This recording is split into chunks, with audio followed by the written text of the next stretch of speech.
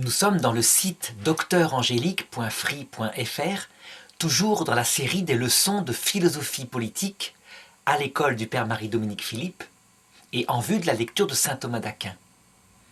Alors je voudrais aborder dans cette leçon quelque chose que le Père Marie-Dominique Philippe et saint Thomas d'Aquin n'ont jamais abordé, puisque ça a rapport avec des choses nouvelles. Comme disait le pape Léon XIII, Rerum Novarum. Et il avait même écrit une encyclique, donc une lettre apostolique, abordant au point de vue politique cette question. C'est-à-dire que je voudrais aborder la communauté du travail, le rapport avec le travail dans nos sociétés modernes industrialisées. C'est quelque chose d'important. Avant la révolution industrielle, le travail était très souvent familial. Ça veut dire que c'était soit des grandes fermes autour d'un père de famille avec des ouvriers agricoles, soit des artisans avec quelques apprentis et quelques ouvriers. Ce qui a caractérisé la révolution industrielle, c'est l'apparition de l'industrie, c'est-à-dire de grandes usines où des gens en quantité se mettaient à travailler. Donc c'était un rapport au travail qui était tout à fait différent. Ça ne pouvait plus être abordé, comme je l'ai fait dans une des leçons précédentes, dans le cadre de la famille, avec des relations interpersonnelles. Alors, dans cette histoire, dans cette mise en place du travail industriel, il y a eu des théoriciens, comme toujours, qui ont essayé de le penser au mieux. Et la première des théories qui a été élaborée, c'est une théorie qui disait, dans tous les États européens, en Angleterre, en France, en Belgique, etc., les pays les plus industrialisés vers 1830, elle disait cette théorie qu'il fallait absolument laisser les industriels se développer à volonté, complètement, sans leur mettre aucune barrière, aucune loi à travers les États. Donc les États ont fait sienne cette philosophie, en disant, en enrichissant leurs propres patrons, ils finiront par enrichir la société tout entière. Et donc, ce système-là, à moyen terme, produira la richesse pour tout le monde. Il s'est passé la chose suivante. Les industriels étant entièrement libres, n'ayant comme seule contrainte la loi de l'offre et de la demande, ont donc pu embaucher dans leurs usines. Et venant des campagnes, puisque des machines agricoles arrivaient, des tas d'ouvriers, des mains, se louaient pour venir travailler. Et résultat, n'ayant aucune contrainte venant des États, quand une place se présentait, et que se présentaient par exemple 15 ouvriers prêts à tout pour travailler, parce qu'en plus il n'y avait pas d'aide sociale, évidemment, eh bien les patrons, avec la simple loi de l'offre et de la demande, prenaient l'ouvrier qui acceptait d'être payé le moins, de travailler le plus longtemps, quelquefois 14 heures par jour, 7 jours sur 7 au début, et surtout de ne pas se syndiquer. Le moindre pépin, le moindre ennui que faisait cet ouvrier, on pouvait le ficher à la porte, aucune règle de droit du travail ne venait le protéger, et on en avait 10 autres qui venaient prendre sa place immédiatement. Cette façon de gérer le travail a été une véritable catastrophe au point de vue de l'humanité. En réalité, elle a créé ce qu'on appelle un prolétariat de la misère, un véritable esclavage, sous-humain. Ça veut dire que les pauvres pères de famille, il faut bien se rendre compte, qui arrivaient quelquefois à fonder une famille, devaient non seulement travailler eux-mêmes, mais mettre leurs femmes au travail et leurs enfants très tôt. Dans les mines, par exemple, quand ils étaient petits, dès l'âge de 12 ans, parce qu'ils pouvaient s'introduire dans les boyaux étroits, pour leurs filles, là où on filait les vêtements. Et encore, on arrivait à peine à vivre, on était dans la misère. On peut dire qu'en soumettant l'être humain et la famille à des lois froides de l'économie, sans aucune tempérance, on a provoqué les catastrophes qui ont suivi. Quand on va dans un excès, l'être humain est ainsi fait qu'il va aller dans l'autre excès par réaction, une réaction naturelle. Et bien face à l'injustice terrible qu'était ce système capitaliste pur, évidemment les ouvriers se sont révoltés dans la haine, dans l'envie par rapport à leurs patrons, par rapport aux capitalistes, par rapport aux dirigeants politiques. Ils se sont regroupés entre eux et des idées, à ce moment-là, ont surgi par un autre philosophe de l'économie appelé Karl Marx et qui allaient dans leur sens. Karl Marx, son système a consisté à dire que les salauds de patrons ne pouvaient pas, ne devaient pas exister. C'était même quelque chose qui n'était pas humain. Que ce qui pouvait créer le bonheur sur Terre, c'était que les moyens de production et l'argent appartiennent à la totalité des prolétaires, aux ouvriers, et qu'ils se les partagent dignement, de telle façon que, lorsqu'un ouvrier est malade, au lieu d'être dans la misère parce qu'il ne peut plus nourrir sa famille, son salaire continue de tomber par une protection sociale à égalité avec ceux qui travaillent. Lorsqu'un est vieux, pareil, de la même façon. Lorsqu'un travaille davantage qu'un autre, même salaire à égalité, parce que ce qui compte, c'est que les hommes sont égaux. Et dans son système politique, économique, Marx a dit « Nous créerons par ce système-là, où il n'y aura plus de patrons, un véritable paradis économique, le paradis socialiste. » C'est vrai que lorsqu'on est ouvrier dans la misère et qu'on voit une telle idée qui se répand, on est tenté d'y adhérer. On se dit que c'est quelque chose de fantastique et qu'en tout cas, ça sera quelque chose de mieux que ce qu'on vit.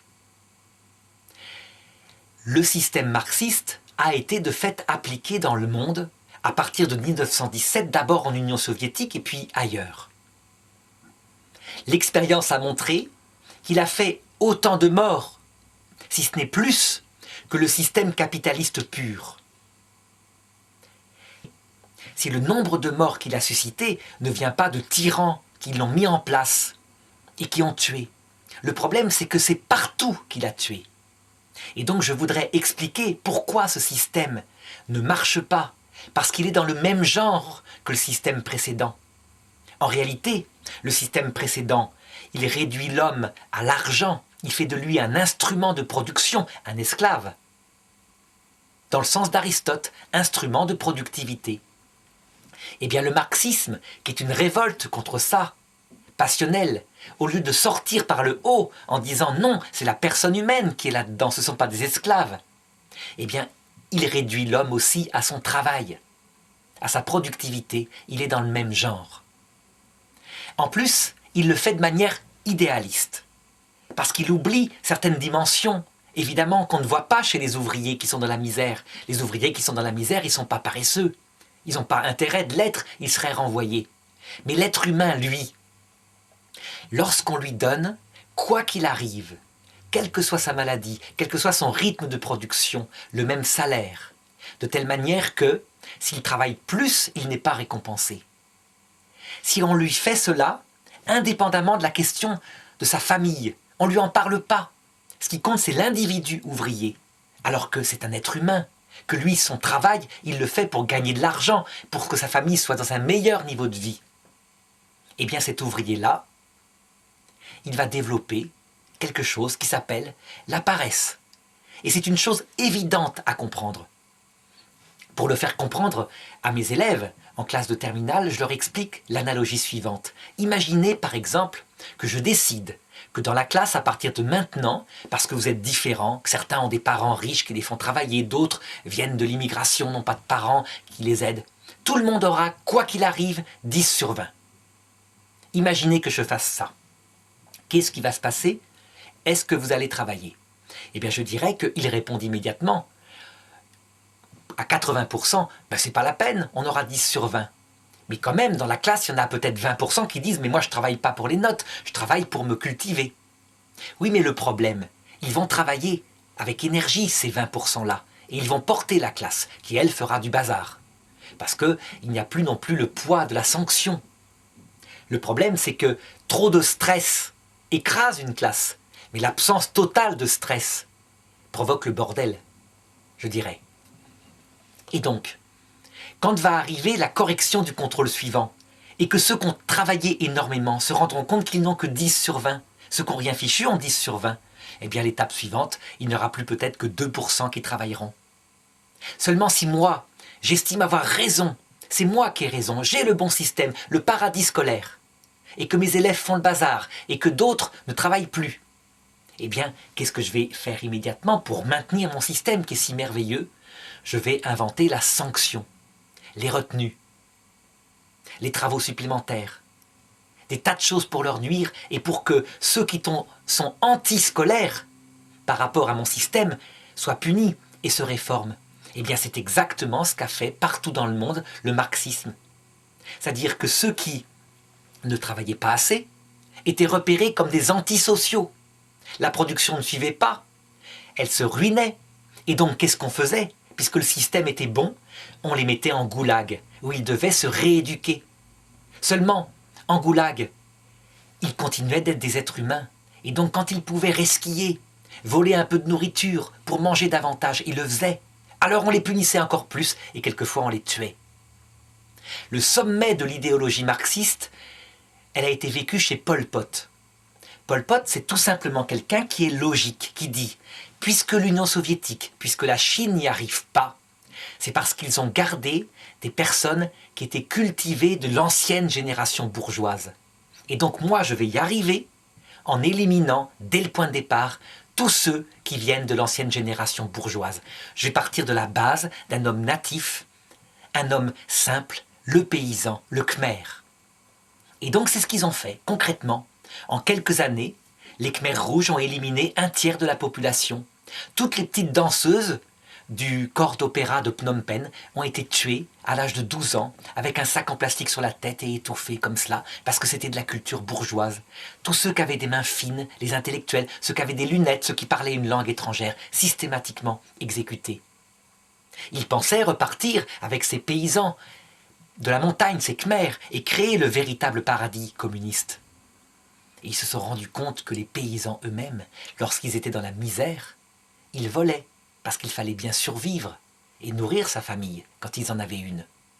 Et que lorsque le salaire tombait à équivalence pour tout le monde, sans que celui qui a travaillé plus ait davantage, eh bien il travaillait moins. Et la production s'écroulait de la même façon.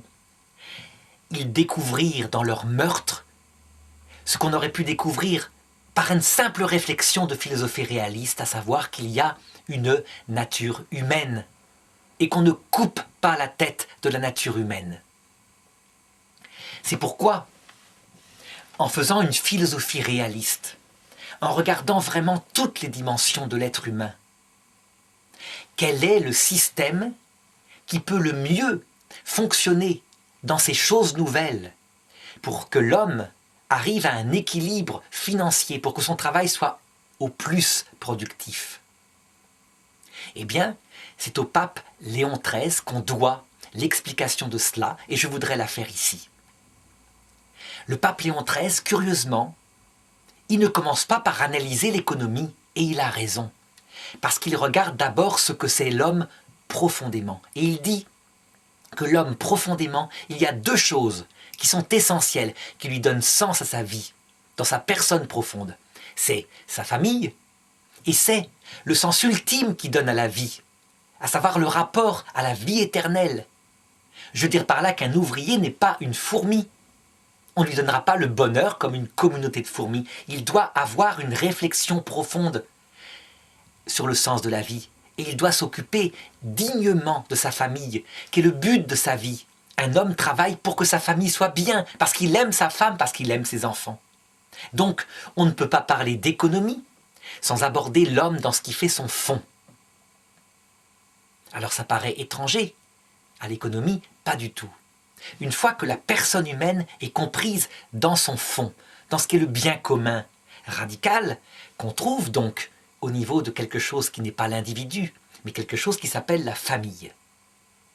Alors, on peut repenser l'économie de manière nouvelle et adaptée aux choses nouvelles, ça veut dire à l'industrie qui naît. Et le pape Léon XIII, comme philosophe, il ne met pas son infaillibilité pontificale, c'est de la philosophie politique. Il dit que le meilleur système, ce n'est pas de supprimer les capitalistes. Parce que le capital, parce que les patrons qui entreprennent sont l'énergie vitale, sauvage, d'accord, parfois violente si elle est laissée à elle-même, mais c'est l'énergie vitale qui donne, qui stimule l'économie. C'est eux qui vont inventer, qui vont créer l'entreprise, qui vont pouvoir donner du travail grâce à leur imagination. Donc, tuer le patron, tuer l'entrepreneur, comme le fait le marxisme, c'est une catastrophe.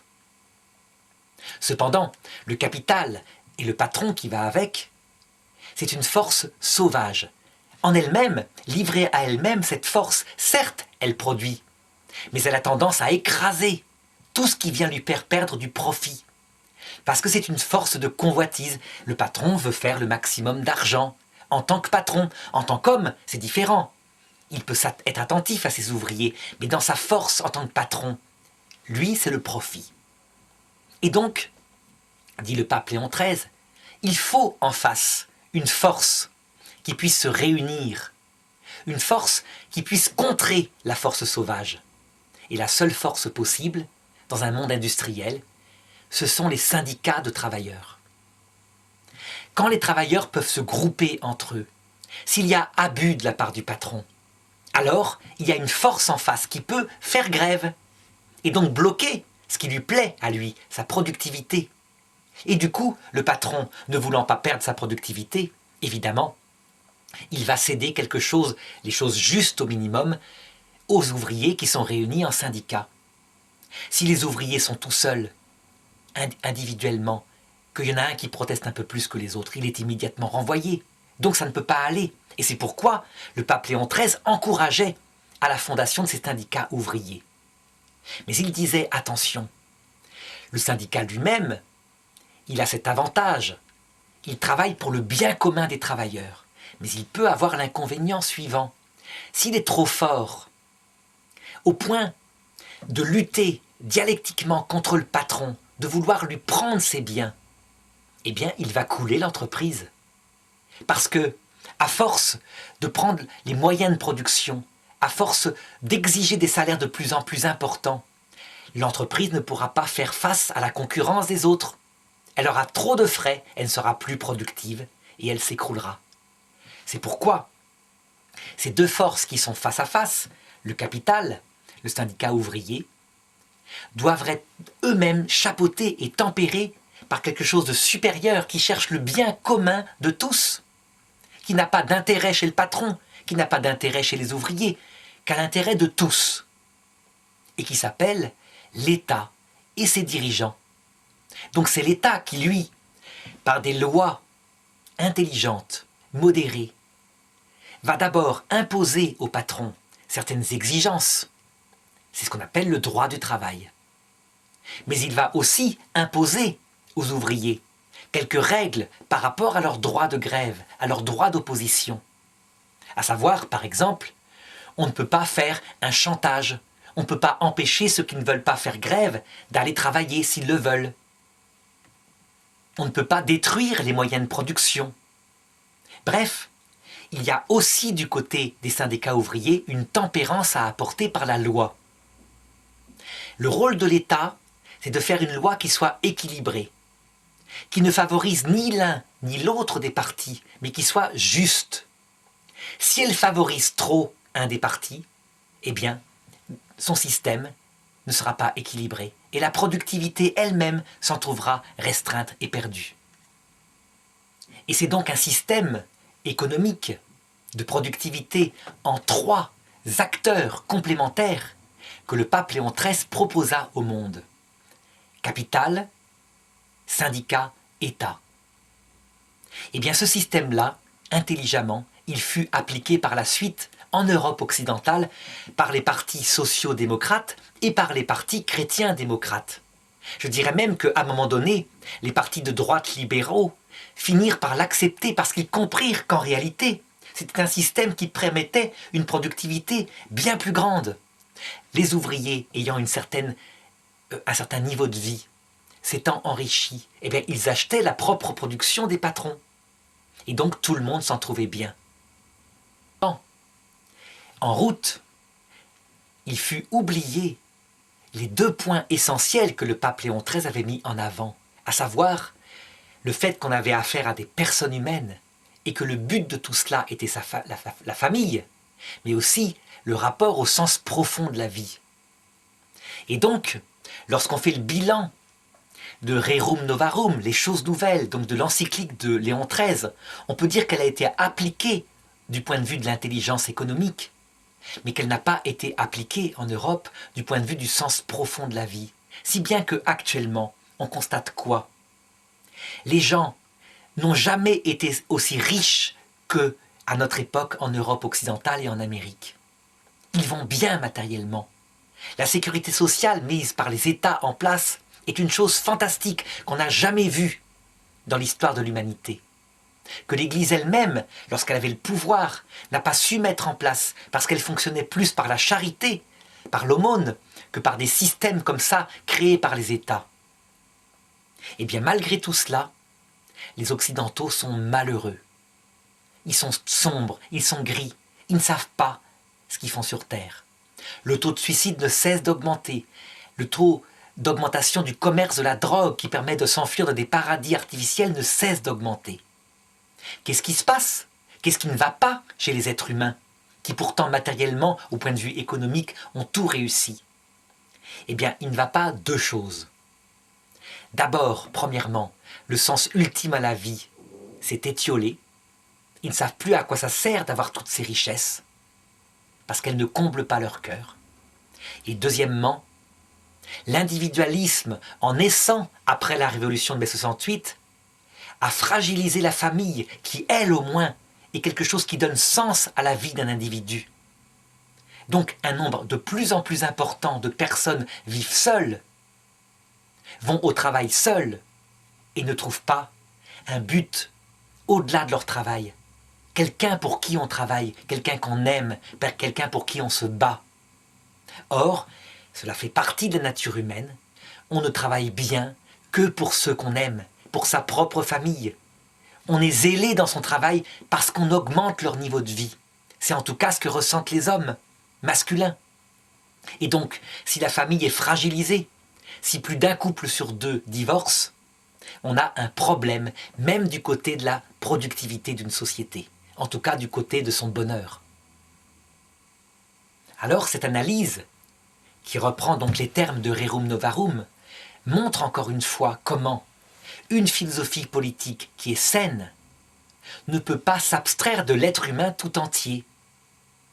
J'aurais pu faire dans cette leçon une simple description des mécanismes de l'économie pure que le pape Léon XIII avait mis en avant dans Rerum Novarum.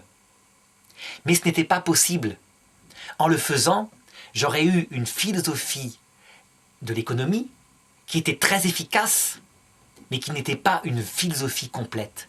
J'oubliais des dimensions essentielles de l'homme. Je faisais une dichotomie entre l'économie, le travail d'un côté, et d'autre part sa personne, qui est tout de même le but. Alors que conclure de cela? Eh bien je dirais que lorsque les États occidentaux auront repris conscience du fait que l'économie toute seule ne peut pas entièrement donner le sens à la vie, lorsque les partis politiques, par exemple, auront compris qu'on ne peut pas réduire son programme politique à la seule économie, qu'il y a un être humain complet là-dessous, un peuple réel. Lorsque les peuples eux-mêmes auront compris qu'on ne peut pas faire une séparation totale entre politique d'un côté et de l'autre côté, l'aspect bonheur intime, donc la famille, et d'autre part le sens profond de la vie, c'est-à-dire l'aspect religieux.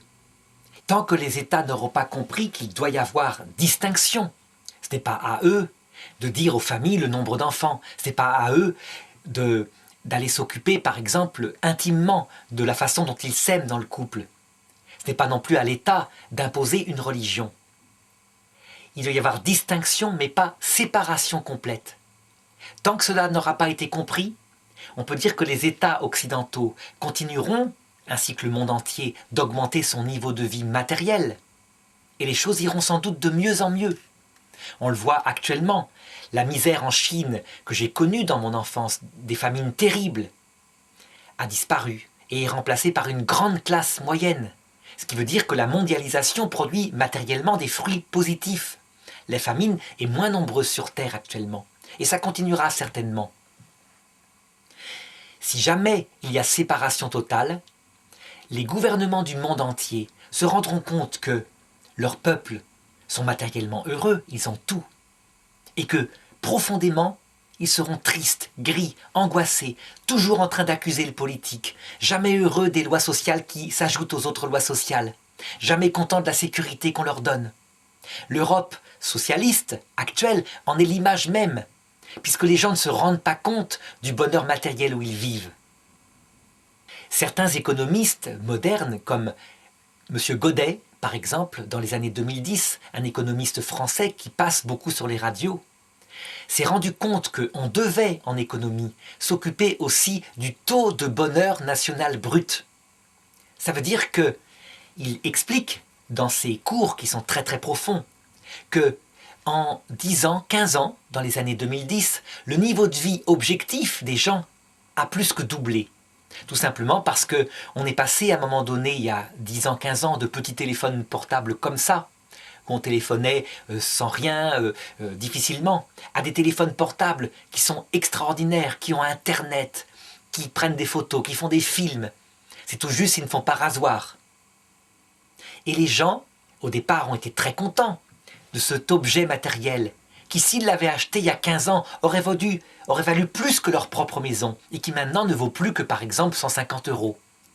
Et puis très vite, ils se sont habitués et ils ne se sont pas rendus compte que leur niveau de vie avait en fait augmenté. Contents, heureux pendant 3 mois, 4 mois, et puis ils ont cherché le nouveau modèle qui était meilleur. Mais le bonheur profond qui fait qu'on est heureux, qu'on peut enfin profiter d'une vie sans chercher obligatoirement un progrès matériel parce qu'on a tout. Où est-il? Et si on le perd, si on ne le trouve pas parce qu'on est embourbé dans le matériel, eh bien tous les efforts économiques ne servent à rien.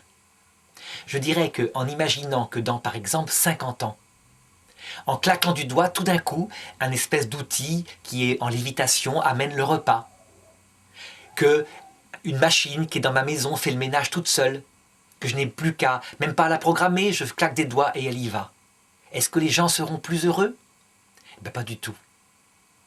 Ce qui rend les gens heureux, je le maintiens, fondamentalement, c'est le bien commun, central, essentiel, qui est dans la famille, à savoir le rapport aux personnes qu'on aime, son conjoint, ses enfants et ses amis. Mais les amis sont extérieurs à la famille. Quand on n'a pas une épouse, les amis, on a beau les avoir, on est seul le soir. Quand on n'a pas d'enfant, idem. Et d'autre part, le rapport au sens profond de la vie. Est-ce qu'on se retrouve après la mort? Est-ce qu'il y a une vie où on peut s'aimer? Tout ce qui correspond au cœur de l'homme, ce sont des choses véritablement qui font partie du bonheur national, du bonheur familial brut, je dirais. Alors pour qu'une société se rende compte de cela, évidemment, on n'est pas prêt de le voir. À notre époque, déjà commençons par se rendre compte de l'importance de défendre la famille. C'est déjà un premier pas. Pour ce qui est du sens profond de la vie, on verra plus tard. Mais forcément, comme ça fait partie de la nature humaine, tôt ou tard, les gens en prendront conscience.